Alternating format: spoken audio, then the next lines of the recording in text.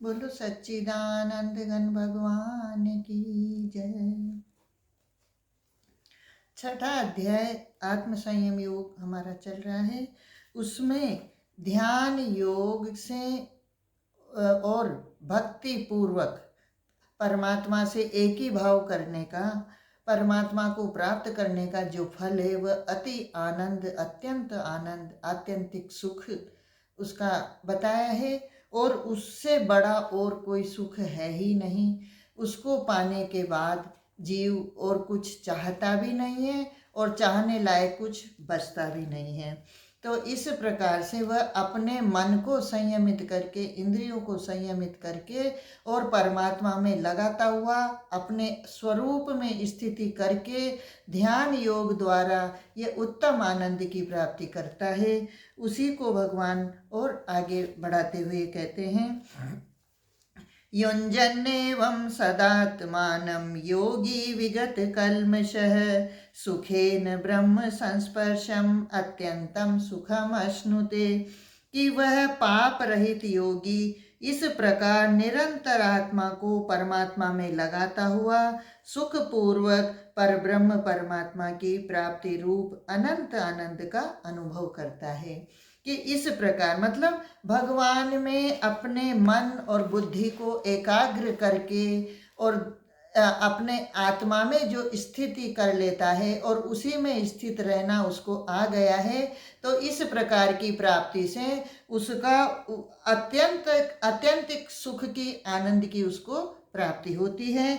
और इस प्रकार मतलब भगवान ने जिस प्रकार से बताया है, मन को बार बार विचरण करता हुआ कहीं निकल जाए तो वापस फिर उसमें लगाना, मन को किसी भी प्रकार के और चिंतन में न उलझने देना, इस प्रकार से मन की एकाग्रता करके और ध्यान योग की जो स्थिति बनती है उस ध्यान योग का ये उत्तम फल उसको प्राप्त हो गया। परमात्मा की प्राप्ति रूप सुख, परमात्मा की प्राप्ति रूप जो आनंद की प्राप्ति उसको हुई है, इससे बड़ा और कोई सुख नहीं है और इससे बड़ी प्रापणीय कोई संसार में वस्तु भी नहीं है। ये संसार के सुखों से अत्यंत उत्तम है और इसी को पाने के बाद फिर जो हमको कुछ पाना शेष नहीं रहता, ये वो स्थिति है। तो इसके लिए बताते हैं कि ये स्थिति कैसे होती है कि विगत कल्मषः, वह पाप रहित योगी, यानी उसके पापों का तो बहुत पहले ही विनाश हो चुका है और अब वह परमात्मा में लग गया। पापों का विनाश तो सन्मुख हो ही जीव मोहि जब ही, तो कोटि जन्म अघनाश ही तभी, सन्मुख होते ही पापों का विनाश हो जाता है, जीव निष्पाप हो जाता है। और पापवंत कर सहज स्वभाव, पापवंत का सहज कि वो मेरे सन्मुख आ ही नहीं सकता, पापी परमात्मा की सन्मुखता नहीं कर सकता। और जब परमात्मा के सन्मुख होने का निश्चय कर लेता है तो उसके समूल पापों का नाश हो जाता है और तब ही वह परमात्मा की तरफ चल पाता है। तो इस प्रकार से वह पाप रहित योगी है, निरंतर आत्मा को परमात्मा में लगाता हुआ, यानी जिसने मैं आत्मा ही परमात्मा है, मैं मेरा स्वरूप आत्म स्वरूप वही परमात्मा से अभिन्न है, यानी वही परमात्मा है, ऐसा उसने जान लिया है और अपने आप को इस प्रकार से चेतन स्वरूप जानकर आत्म तत्व को परमात्म तत्व में लगाता हुआ, यानी मैं और परमात्मा एक ही है, अभिन्न है, इसमें किसी प्रकार का भेद नहीं है, ऐसा मानता जानता और अपने आप को, अपने इस स्वरूप को, आत्म स्वरूप को परमात्मा में लगाता हुआ सुख पूर्वक परब्रह्म परमात्मा की प्राप्ति रूप अनंत आनंद का अनुभव करता है। सुख पूर्वक इसको, आत्मा को परमात्मा में लगाने में अब उसको किसी प्रकार का परिश्रम नहीं है, किसी प्रकार से उसको कोई आपत्ति नहीं है, बल्कि सुख पूर्वक इतना इजीली, इतना भाव पूर्वक वह अपने आप को परमात्मा में लगा देता है, क्योंकि दोनों चेतन तत्व एक हैं और चेतन को चेतन में लगने से किसी प्रकार का कोई तकलीफ होती नहीं है, किसी प्रकार की कोई परेशानी है ही नहीं। तो इस प्रकार सुख पूर्वक इजीली, यानी चेतन चेतन में मिले, इससे और कोई बड़ा क्या हो सकता है। एक बूंद को समुद्र में मिलने से क्या श्रम लगेगा, जैसे बूंद समुद्र में अपने आप को मिला करके आनंद का अनुभव करती है, विशालता का अनुभव करती है, परम का अनुभव करती है, उसी प्रकार से यह अंश परमात्मा का आत्मा तत्व चेतन में परमात्मा में लग जाता है। इसको किसी प्रकार की कोई तकलीफ नहीं होती। ऐसा सुखपूर्वक लगता हुआ परब्रह्म परमात्मा की प्राप्ति रूप कौन सा आनंद उसको मिला है। अब उसको ये संसार के छोटे छोटे जो सारे सुख और आनंद थे, ये अब उसको नहीं चाहिए, इनको तो वह आनंद ही नहीं मानता। अब तो उसको वह जो सबसे बड़ा सुख है परमात्मा प्राप्ति रूप सुख, यानी परमात्मा की प्राप्ति रूप जो आनंद है, परमात्मा की प्राप्ति अब उसको हो गई है। अब उसको इस संसार में कुछ भी पाना जानना करना शेष नहीं है, यानी उसका संपूर्ण कर्मों से भी उसको विरति हो गई। अब वह जो भी व्यवहार करेगा, जो भी व्यवहार आचरण उसका संसार में रहते हुए होगा, वह सब परमात्मा में ही होगा। ऐसा आनंद रूप स्थिति उसकी हो गई और इस परम आनंद का वह अनुभव करता है। यानी अब उसको कुछ भी नहीं चाहिए, केवल परमात्मा है और मैं परमात्मा में स्थित हूँ, ऐसी उसकी स्थिति हो जाती है। तो इस आनंद से बड़ा और आनंद हो भी क्या सकता है। हम एक क्षण के लिए भी अगर परमात्मा से में अपनी अनुभूति करते हैं तो उसका आनंद कहने जैसा नहीं होता। वह महान आनंद की अनुभूति हमको हो जाती है। तो जिसने अपने आप को परमात्मा से एक कर लिया, एक मान लिया, एक जान लिया, उसकी स्थिति का अनुभव तो कोई करने वाला ही बता सकता है। यानी ये उत्तम आनंद की उसको प्राप्ति है। अब उसके व्यवहार कैसा होता है, व्यवहार काल में वह कैसा देखता है, इसको बताते हैं। सर्वभूतस्थं भूतस्थं आत्मानं सर्वभूतानि चात्मनि ईक्षते योग युक्तात्मा सर्वत्र समदर्शनः। कि हे अर्जुन, सर्वव्यापी अनंत चेतन में एक ही भाव से स्थिति रूप योग से युक्त आत्मा वाला सर्वव्यापी अनंत चेतन, जो ये सर्वव्यापक पर ब्रह्म परमात्मा है, चेतन तत्व है, उसमें एक ही भाव से यानी एकाग्रता पूर्वक एक अपने आप में स्वरूप में स्थित होकर के उसने अपने आप को परमात्मा में लगा दिया। यानी उसने समझ लिया कि परमात्मा और मैं एक है और इतनी एकाग्रता से उसने अपने आप को मिला दिया। यानी अब अपने स्वरूप का ज्ञान होने से अपने स्वरूप को अभिन्न अनुभव करके अब वह चाहे तो अलग रह करके व्यवहार करेगा और चाहे तो उसमें एक होकर के अपने स्वरूप को विस्मृत करके परमात्मा से एक होकर के उस आनंद की अनुभूति करेगा। ऐसी उसकी स्थिति हो गई है। तो ऐसा वह युक्त आत्मा वाला तथा सब में समभाव से देखने वाला योगी, वह सब संसार को देखता है, सबको भेद रूप भी देखता है, सबके साथ व्यवहार भी करता है। लेकिन कैसे देखता है? समभाव से देखने वाला योगी आत्मा को संपूर्ण भूतों में स्थित, अपने आप को, आत्मा को, अपने आप को सब भूतों में स्थित देखता है। यानी सब भूतों में मैं आत्मा रूप से ही स्थित हूँ, ऐसा वह देखता है। उसकी दृष्टि अब कैसे हो गई? अब उसकी दृष्टि जीव को भिन्न भिन्न देखने की नहीं रही, जीव को सब जीवों में अपने आप का ही दर्शन करता है, क्योंकि आत्मा तत्व सबका एक है, स्वरूप से सब एक हैं। भेद इन देह को लेकर के, मन बुद्धि को लेकर के और प्रकृति को लेकर के है।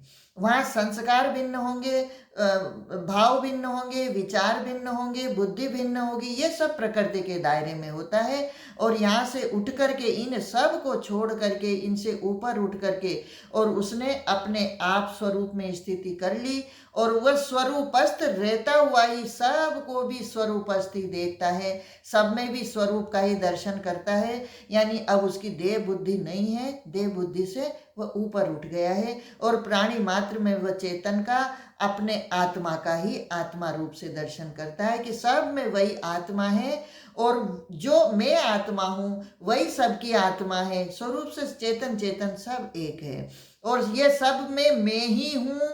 तो अब सब में मैं ही हूँ ऐसा देखने वाला भेद बुद्धि कैसे करेगा? तो वह संपूर्ण भूतों में स्थित आत्मा को और संपूर्ण भूतों को आत्मा में कल्पित देखता है। मैं आत्मा ही संपूर्ण भूतों की आत्मा है और मैं आत्मा यानी मुझ आत्मा में ही यह सब जो दिख रहा है वह कल्पित है। ये कैसे हम इसको समझेंगे? ये जैसे ये मैं शरीर है, ये मैं शरीर मुझे किससे दिखता है? मैं चेतन ही इस शरीर का दृष्टा है।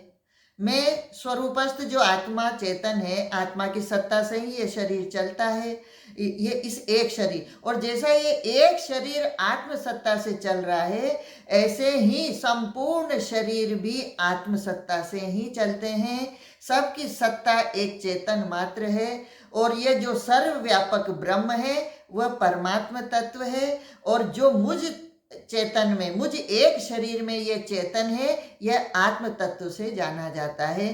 तो मैं आत्म तत्व और परमात्मा तत्व, ब्रह्म तत्व एक है। और मैं आत्मा जो इस शरीर को देखता है, इस शरीर का दृष्टा है, इस शरीर का व्यवहार करता है, इसको सत्ता देता है व्यवहार करने की, और उसी की चेतना से ये चलता है, तो वह सब शरीरों को भी इसी प्रकार से देखता है। यानी मुझ आत्मा में यह शरीर कल्पित है।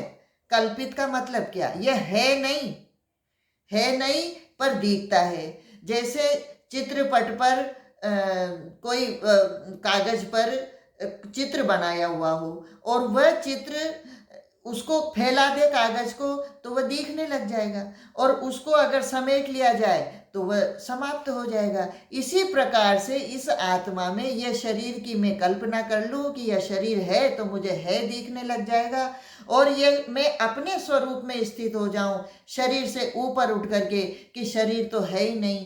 तो ऐसा कल्पित देखना उसको आ गया, क्योंकि यह शरीर पहले नहीं था, अभी थोड़े समय के लिए है, बाद में भी नहीं रहेगा। तो इसकी स्थिति निरंतर नहीं नहीं नहीं में ही है, और ये निरंतर नहीं में ही जा रहा है, और एक दिन ये नहीं में ही, अभाव में ही खो जाएगा।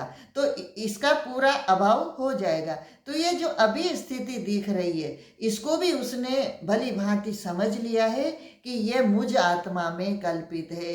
यानी संपूर्ण परमात्मा में ये संपूर्ण सृष्टि कल्पित है।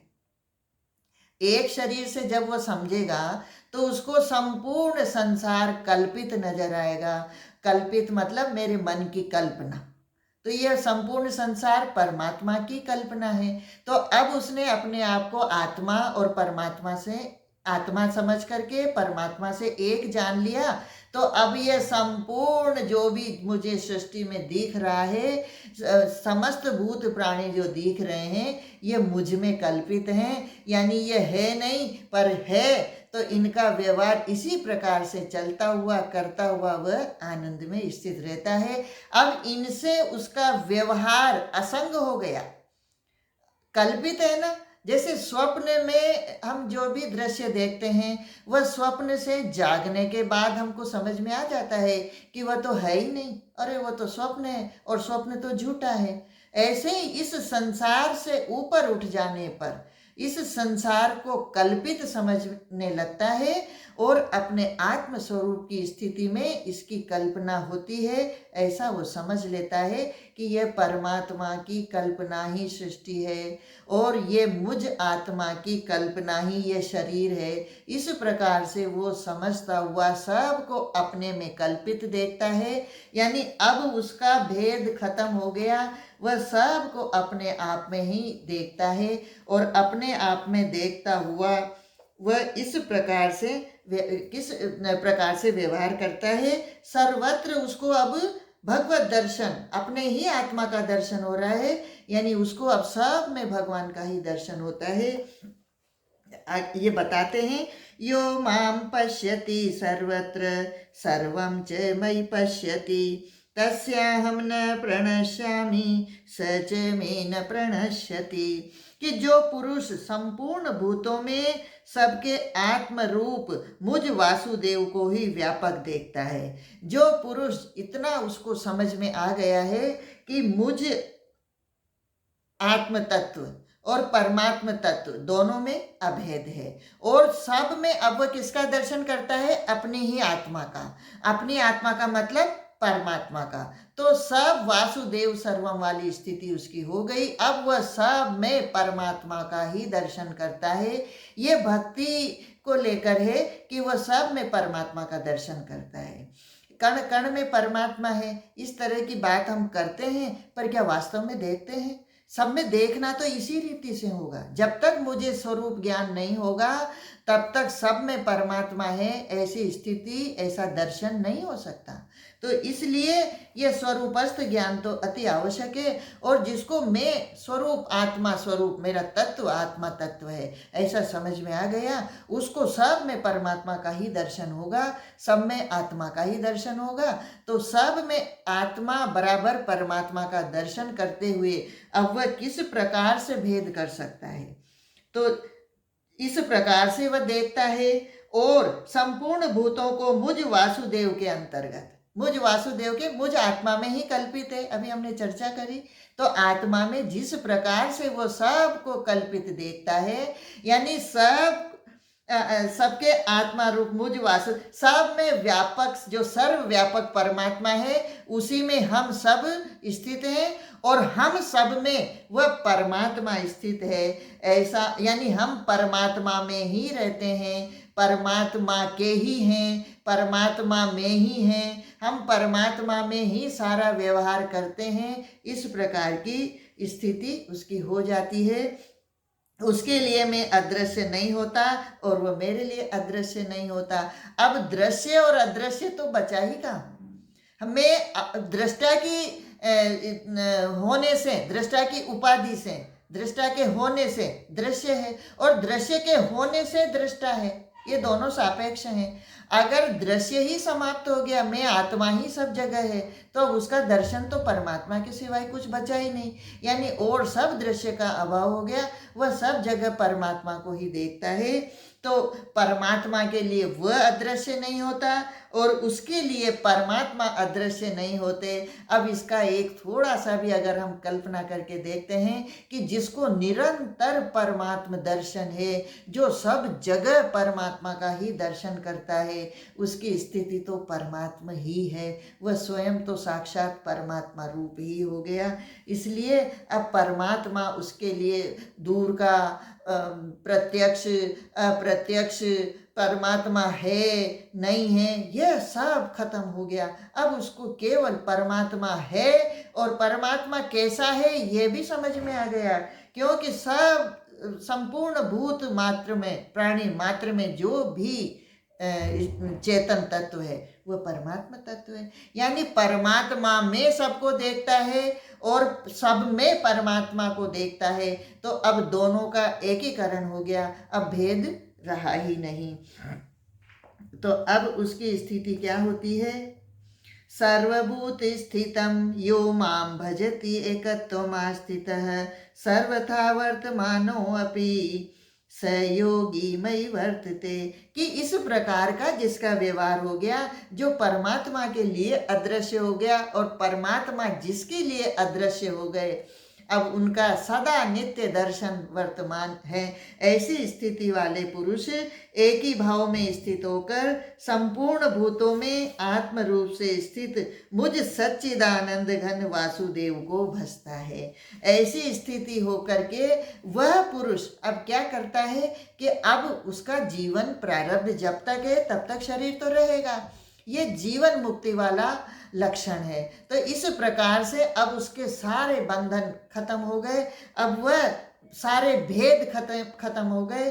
अब वह परमात्मा से अभेद होकर के स्थिति होकर के उसकी परमात्मा में स्थिति हो गई। संपूर्ण भूतों में आत्म रूप से स्थित मुझ, संपूर्ण प्राणियों में अब किसका दर्शन कर रहा है? वासुदेव परमात्मा सच्चिदानंद का ही दर्शन करता है। और सब में परमात्मा है ऐसा जानकर वह परमात्मा को भजता है। अब उसकी स्थिति क्या है कि सब में परमात्मा ही है, परमात्मा से अतिरिक्त तो कुछ है ही नहीं, कोई तत्व है ही नहीं। तो अब वह और किसका चिंतन करेगा? उसके सब चिंतन खत्म हो गए। और अब वह जो भी व्यवहार, उसका व्यवहार तो होगा, व्यवहार तो जब तक वह जीवन है, संसार में है, तब तक उसका खाना, सोना, देखना, चलना, सूंघना, संपूर्ण इंद्रियों का व्यवहार होगा। लेकिन किस तरह से होगा? कि वह सब प्रकार से बरतता हुआ भी मुझ में ही बरतता है। जब परमात्मा के सिवाय कुछ है ही नहीं, परमात्मा तत्व ही सर्वत्र व्याप्त है, मैं परमात्मा में स्थित हूँ, संपूर्ण सृष्टि परमात्मा में स्थित है और हम सब परमात्मा में स्थित है, परमात्मा मुझ में है, अब कुछ और बचा ही नहीं है। तो उसकी स्थिति ऐसी हो जाती है कि वह संपूर्ण व्यवहार करता हुआ भी परमात्मा में ही बरतता है, उसका सारा व्यवहार परमात्मा में ही होता है। और ये किस प्रकार होता है ये बताते हैं। आत्मोपमेन सर्वत्र समम पश्यति यो अर्जुन, सुखम वा यदि वा दुखम स योगी परमो मतः। कि है अर्जुन, जो योगी अपनी भांति संपूर्ण भूतों में सम देखता है और सुख अथवा दुख को भी सब में सम देखता है, वह योगी परम श्रेष्ठ माना गया है। भगवान परम श्रेष्ठ अब किस योगी को, योगी में भी, भगवान के भक्तों में भी भगवान किस प्रकार से कहते हैं कि जो सबसे श्रेष्ठ योगी किसको माना गया है। भगवान ने कहा है मेरे भक्त तो सभी उदार हैं। भगवान ने तो आर्त, अर्थार्थी, जिज्ञासु और ज्ञानी, ये 4 प्रकार के भक्त बताए हैं। इनमें सभी के लिए भगवान ने कहा है कि ये सब उदार हैं। और जो भगवान कहते हैं कि जो मुझको भजता है, जो मुझसे प्रेम करता है, वह मुझे प्रिय है। भगवान सब के लिए इस प्रकार से समता वाली स्थिति कहते हैं। लेकिन फिर भी जो श्रेष्ठ अपने स्वरूप को जान करके और परमात्मा से एक करके और फिर वह योगी सर्वत्र परमात्मा का दर्शन करता है, ऐसे योगी के लिए भगवान बता रहे हैं कि उसका व्यवहार किस प्रकार से होता है। आत्मोपमेन, कि जिस प्रकार से ये मेरा शरीर है, इसमें ऊपर से नीचे तक जो भेदात्मक अंग प्रत्यंग हैं, उनका व्यवहार तो भिन्न भिन्न है। जैसे ऊपर का जो मुख का भाग है, इसमें कहीं हाथ लग जाएगा तो हाथ से अछूत होने की, लेकिन जो नीचे के अंग हैं उनमें अगर हाथ लगता है और उनमें पैर में भी अगर हाथ लगता है तो इनमें हाथ लगने पर भी, स्पर्श करने पर भी उसको शुद्धि करनी पड़ती है। तो और ऊपर का तो जो मुख का और जो ऊपर का शरीर है, इसको स्पर्श करने पर उसको शुद्धि नहीं करनी पड़ती, हाथ धोना जरूरी नहीं है। लेकिन ऐसा होते हुए भी, व्यवहार भेद होते हुए भी, वह सबको एक ही भाव से देखता है। इसमें वह भेद नहीं करता कि आँख में अगर कोई दिक्कत हुई है तो आँख का तो मैं इलाज करूं, आँख के साथ तो अच्छा भाव रखूं, हाथ मेरा अगर सब तरह से काम करता है तो मैं हाथ को ही ज़्यादा आदर दूं, पैर को कम आदर दूं, ऐसी स्थिति उसकी नहीं होती। अज्ञानी पुरुष जिस प्रकार से संपूर्ण शरीर को एक मानता हुआ बरतता है और संपूर्ण शरीर के अंग प्रत्यंग की रक्षा भी करता है, पोषण भी करता है, रोगी होने पर उसका उपचार भी करता है, इसी प्रकार से उसका योगी का व्यवहार होता है। वह संपूर्ण जीवों को, ब्राह्मण, क्षत्रिय, वैश्य, शूद्र, सब में व्यवहार में भेद करता हुआ भी वह सब के साथ समता पूर्वक बरतता है।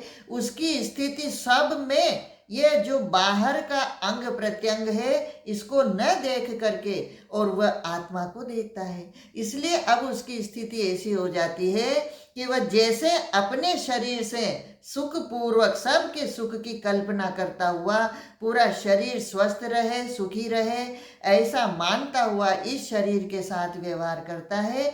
उसी प्रकार से अब वह अन्य प्राणियों के साथ भी, क्योंकि सब मेरे ही हैं, मुझ में ही कल्पित है, मुझसे भिन्न नहीं है, ऐसा मानकर और सब में परमात्मा ही है, सब में परमात्मा को देखता हुआ वह सब के साथ समान व्यवहार करता है। इस प्रकार की समता वाली उत्तम स्थिति उसकी हो जाती है और इस प्रकार से वह सब के सुख में सुख और सब के दुख में दुखी मनाता है।